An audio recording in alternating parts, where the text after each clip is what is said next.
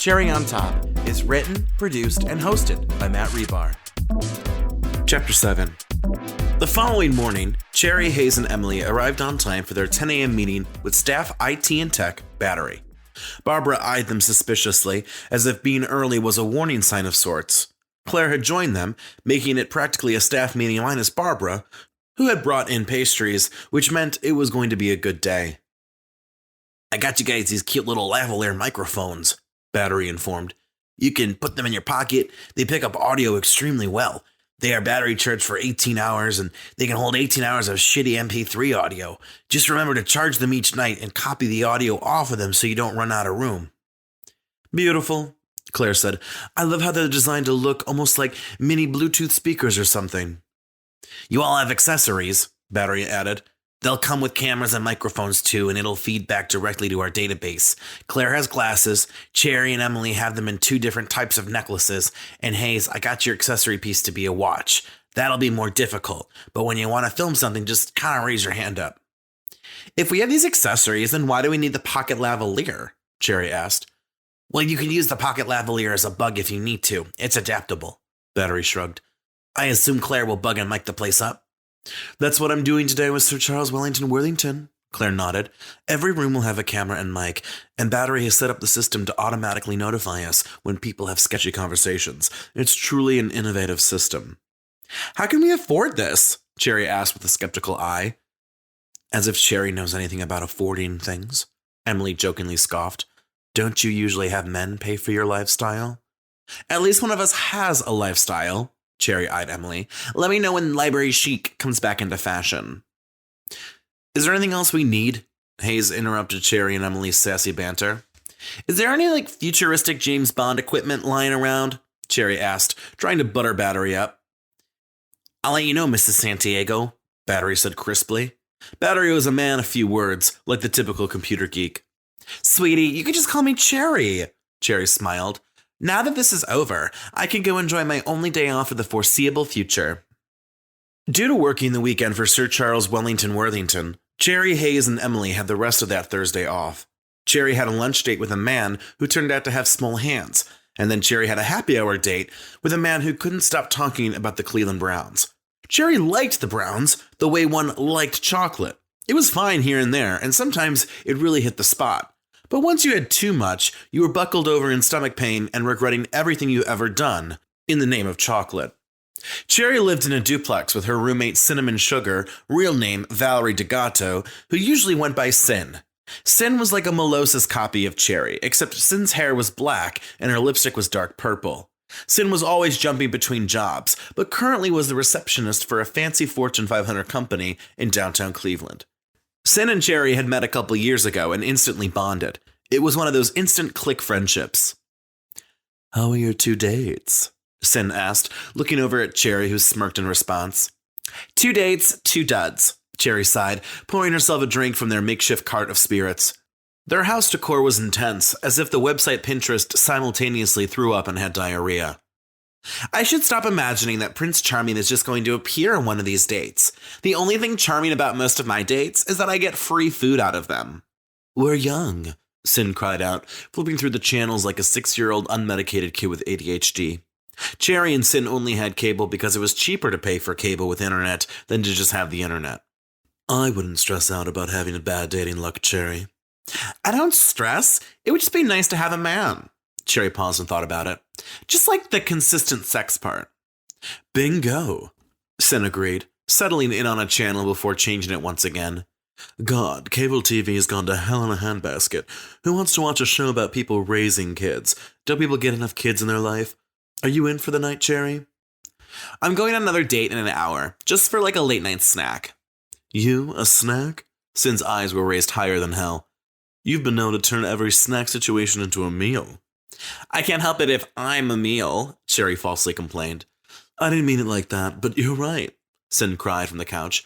"Do you want to watch a quick episode of Forensic Files before your next date?" "Absolutely, there's no need for me to change." Cherry shrugged and plopped down on the couch. "We're meeting at Treehouse, so that's like a 5-minute drive." Cherry, Emily, and Hayes lived in 3 townships west of Cleveland, in Tremont, Ohio City, and Lakewood, respectively. Cherry lived in Tremont, which was hippie and filled with restaurants, bars, and condos. Emily lived in a solo apartment in Ohio City, a gentrified area of town which was more so alternative than hipster. She considered roommates as fellow inmates and not friends. Hayes lived in Lakewood, which was the combination of small-town suburb and youthful explosion. Hayes lived with the college frat brothers in a post-college frat house situation.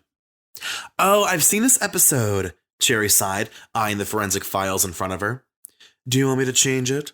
Sin asked while texting 4 boys at once. "No, it's a good one," Cherry reassured her, eyes glued to the screen. It was a gorgeous night, so Cherry and her date Michael were out on the porch later that night. Cherry was having a vodka tonic, while Michael had opted for an IPA. Cherry had sampled Michael's drink and found that it tasted like raccoon shit. "So tell me about yourself," Michael asked, sipping his feces-flavored IPA. "I hate that question," Cherry sighed. "There's so much to me. I don't even know where to begin. It's like staring at a gorgeous mountain range and saying, I wonder what the trails are like." "Begin with the highlights." "Well, I graduated from Cleveland State University with a bachelor's in criminology." Cherry decided that was a highlight. "That's impressive. I didn't peg you for an academic." "I'm not the smartest girl, but that doesn't mean I'm not smart."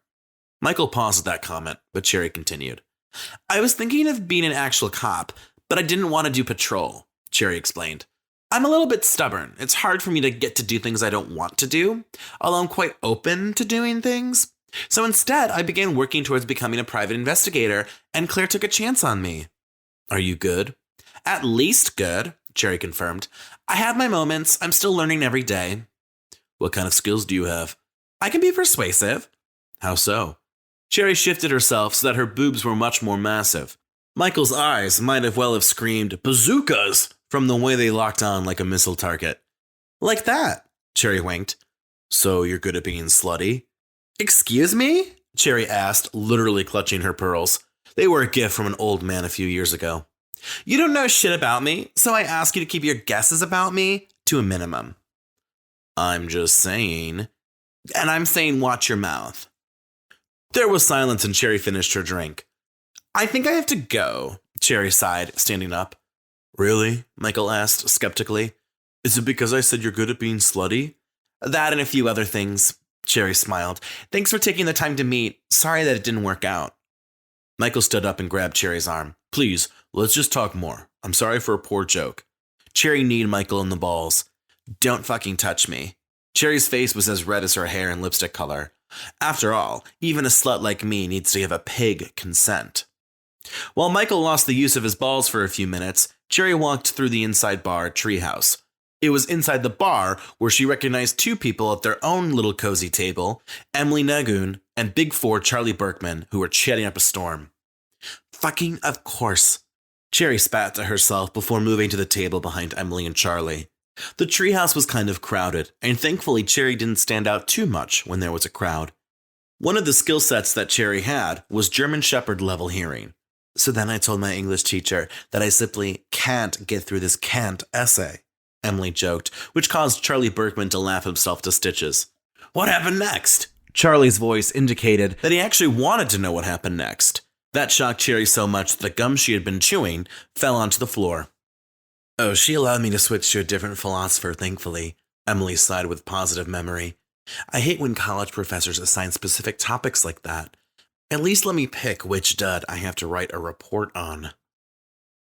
"Don't be jealous, but I got to pick my internship," Charlie began, a sentence that Cherry felt like couldn't go anywhere but to Boring Town. "So I picked and spent a lot of time at a seal sanctuary." "A seal sanctuary? Such a place exists?"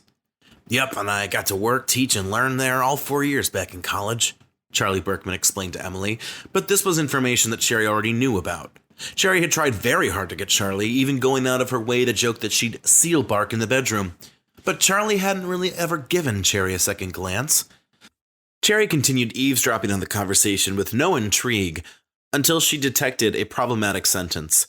It was hearing Charlie's dangerous words that prompted Cherry to act.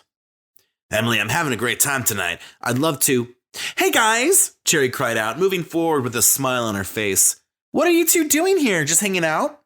"Absolutely not just hanging out." Emily's tone was as icy as the Arctic Circle during the winter solstice prior to global warming. "Cherry, what are you doing here?" Charlie asked, a bit shocked but not upset by it.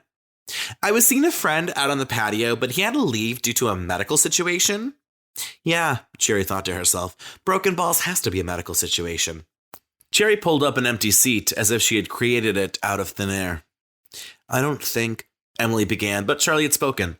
Sure, join us, Charlie nodded, to which Emily's neutral grimace grew even more impossibly thin. That doesn't sound... So how was everyone's day? Cherry asked, as Charlie then went on about a bad emergency at the zoo. Emily eyed Cherry, part of her wondering if Cherry was daft enough to crash this date without realizing it. But even Emily had to admit that Cherry was pretty sharp and was probably using an air of, I didn't know, as cover for busting up the date. The odd threesome continued for another hour. Neither Cherry nor Emily wanted to leave Charlie with the other. It was like the Cold War with America and Russia, except over a man and not government format. It was finally Charlie himself who packed it in, oblivious to tonight's war zone. Well, girls, I better get going, Charlie said with a smile before heading out the door. Cherry and Emily both smiled and waved like Disney princesses on the float as Charlie exited the bar. As soon as Charlie vanished past the bar's door, Emily turned to Cherry with so much rapid speed that one could hear Emily's neck bones shudder. What a bitch move, Emily sassed. Cock-blocking me like that? You've got some nerve, Cherry. Excuse me? Cherry feigned knowledge of the situation, which made Emily seethe. It was rare to see Emily this upset. I genuinely was here for a date, and then looky here. I see you breaking the promise we had made together. We didn't make a promise, Emily snapped. You've got to be out of your mind, Cherry. You have control over 90% of the men in the entire Northeast Ohio area. You're like a Viking colony in medieval Scandinavia. And when you can't get the other 10% of boys, the leftovers of society, you insist the rest of womankind be cult virgins or something. I just ask for 5 guys to be off limits. Is that too hard? Is that too much? Yes, it would be different if you dated any of the big 4. They're just guys who didn't pick up on your flirts, that's all. Emily, who normally had a very calm demeanor, was starting to pick up steam. Is your ego that out of control that you can't let a couple grains of sand slip out of the beach you own? Damn, that's a beautiful metaphor. Well, I do have an English degree that I don't do shit with, Emily muttered. Can you let me have this, Cherry? Are you going to be a good friend? I don't like this, Cherry sighed, but I'll stand down. I swear tonight was not on purpose. I was here for a date, which went shitty, by the way. I had to kick the sexist D-bag in the balls. Cock blocking and ball busting. Look at you go, Cherry. Chapter 8.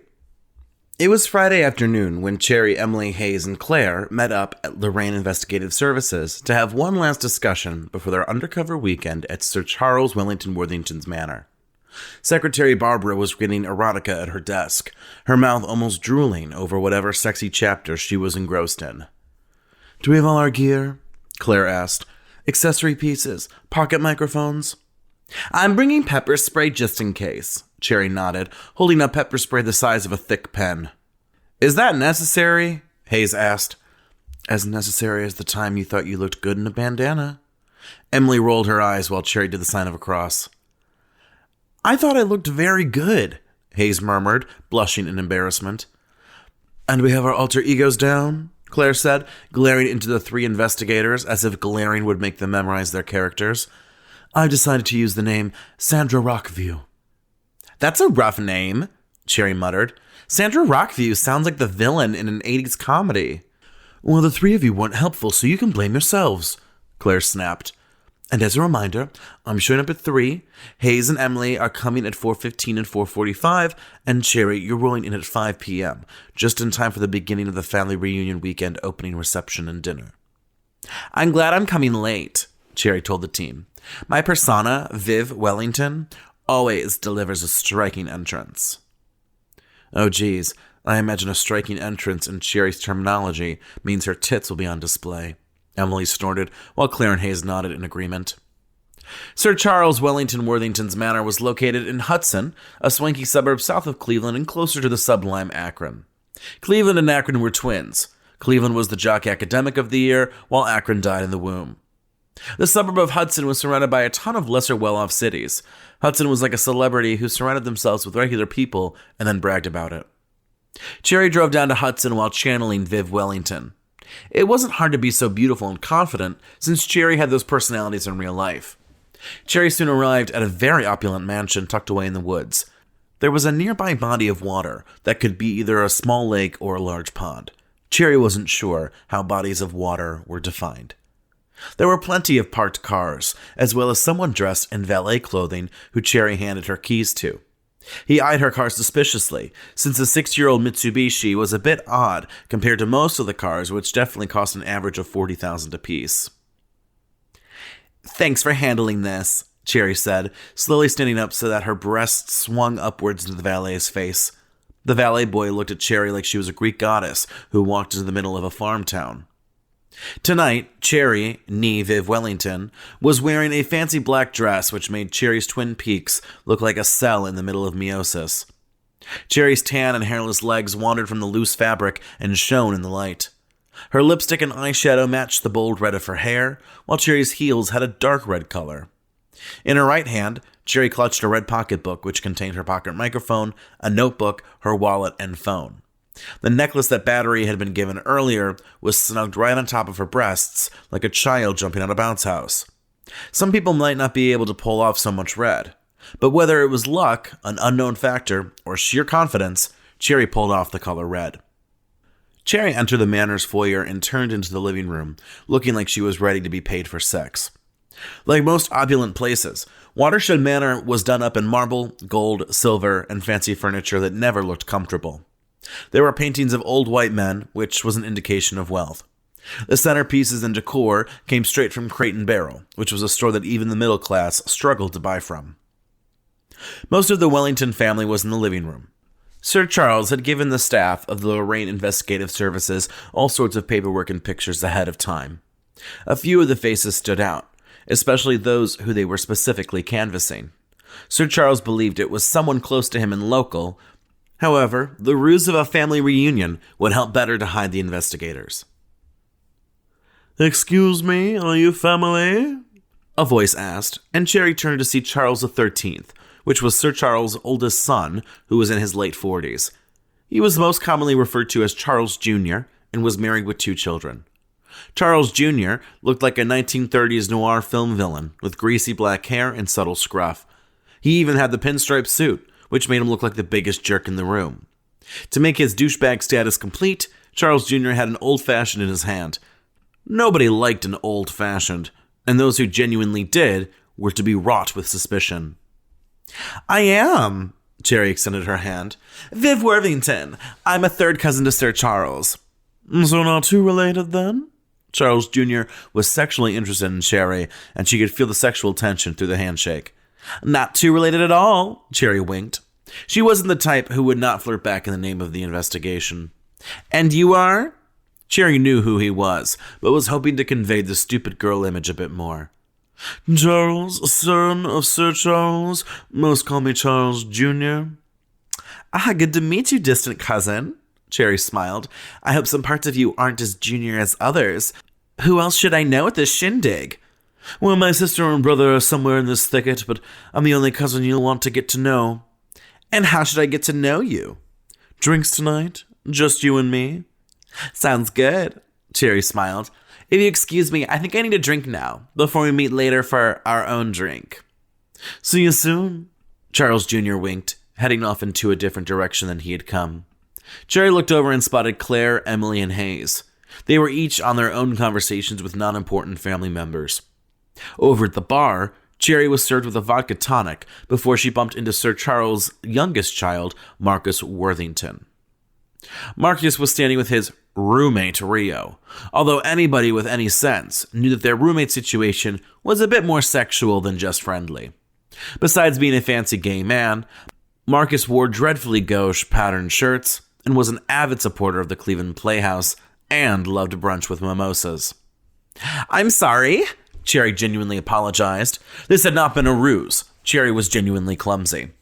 "I need to be more careful. Did it spill on you?" "Not at all, darling." Marcus might have well raised a large rainbow fan with that sentence. "Are you blood related, or did one of my douchebag family members marry you into this family?" "Blood related, unfortunately. Viv Worthington." "I'm Marcus, and this is my friend, Rio." The pause before friend was more suspicious than the time small business loans went to large corporations during the 2020 COVID-19 crisis. Cherry shook hands with the duo. Rio seemed quite ordinary, although Marcus's handshake was as limp as overcooked pasta. Whereas Marcus seemed to represent rich gay aesthetics, Rio was dressed in a golf polo and khaki pants like some business gay. "Do you live nearby?" "We live over in a condo in Cuyahoga Falls," Marcus explained. "It's nearby. I wanted the country, but Rio wanted urban, so we settled there." "That sounds lovely." "And where are you from?" Rio asked back. "The hubbub and bustle of L.A." Cherry's face glowed as if she truly did live in L.A. "Aspiring actress and all that jazz, so there's really only one place to go." "Too bad you're not local. I know a few acting opportunities out here." Marcus winked. "I'm quite connected to the theater community in Northeast Ohio. If you ever decide to leave LA, let me know." "I'll keep that in mind," Cherry said, actually keeping that in mind. "What do you do here?" "I work at a graphic design firm," Marcus added, another non-surprise to hear from a gay man. "And I work at the gym as a personal trainer," Rio informed, his job being just as gay as Marcus's job. Cherry eyed Rio in a platonic way and agreed that he had a good body. Cherry talked with Marcus and Rio, trying to figure out what their motive would be for killing Sir Charles. It was evident that Marcus was hiding his gay relationship from Sir Charles. Was that enough for Marcus to kill his father? Or was Marcus worried about being excluded from the will if Sir Charles were to discover that Rio's roommate status was sexual? Cherry continued to ponder while feigning fake conversation, but was interrupted by Sir Charles addressing the room. "Worthingtons, Worthingtons," Sir Charles cried out. The buzzing room slowly simmered to respect the family patriarchy. "Thank you all for coming out here this weekend for this impromptu little family reunion. I hope the traveling wasn't too tedious. We have so many things happening this weekend. Let me give you a quick overview with my wife and the event planner of this weekend, Lindsay Worthington." "More like fourth wife," Marcus joked to Rio, although Cherry overheard the joke. Cherry knew that there were 3 other women who Sir Charles had spurned over. Cherry locked eyes onto current wife Lindsay Worthington and rolled her eyes. Lindsay was barely 21 and looked like the kind of sociopath who enjoyed the comforts of money and shelter over true love. "Thank you all." Lindsay flashed a white-toothed grin as if she was sponsored by a dentists' union.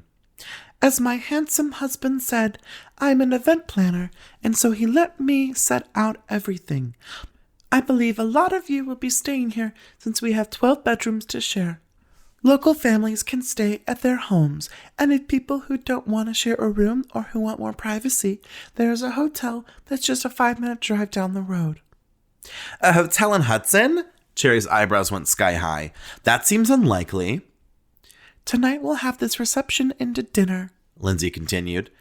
"It'll be followed by a bowling night in our bowling alley downstairs and a bonfire before bedtime. Saturday is a free day of events. We have scheduled both here and away. You're welcome to visit some highlights in the area if you choose to, and Sunday morning will be our Tell Us Something brunch and then an afternoon cap before most of you leave for your flights." God, even her event planning is as sad as the fact that she married my father, Marcus sighed, causing Rio to chuckle. "Is your mom here?" Cherry asked. "She is, over there." Marcus pointed a bit away. "Also present are the other 2 ladies that my father married, Georgina and Fiona." "What exactly happened with all these women?" "Dad divorced Mom when I was 6 and married Georgina, his mistress at the time," Marcus explained, ready to divulge all the juicy family tea like he was waiting for even a ladybug to inquire about said drama. "And then Georgina was gone a decade later, and Fiona was there 2 years after, and then Fiona got her decade in, and then Dad decided maybe he should date a bit younger. I'm not sure how he got Lindsay, but I'm sure there are plenty of sites out there for sugar daddies." "Oh, wow," Cherry nodded. "And your mom and Georgina and Fiona, they're all okay?" "Okay about being divorced? I guess so now. Back then they were all pissy. But Mom got remarried and re-divorced. Georgina's currently married, and I think Fiona might be as well." "Why are they here if they're not part of the family?" Cherry continued. "My father made amends to specifically have them come out this weekend. He wanted to celebrate all the good memories." "I see. So what are the cool family members doing tonight? Are we going to hang out by the pool maybe?" "That sounds perfect," Marcus gasped, jazz hands out of control. "Oh my gosh, I'm spreading the word. I love the concept, Viv."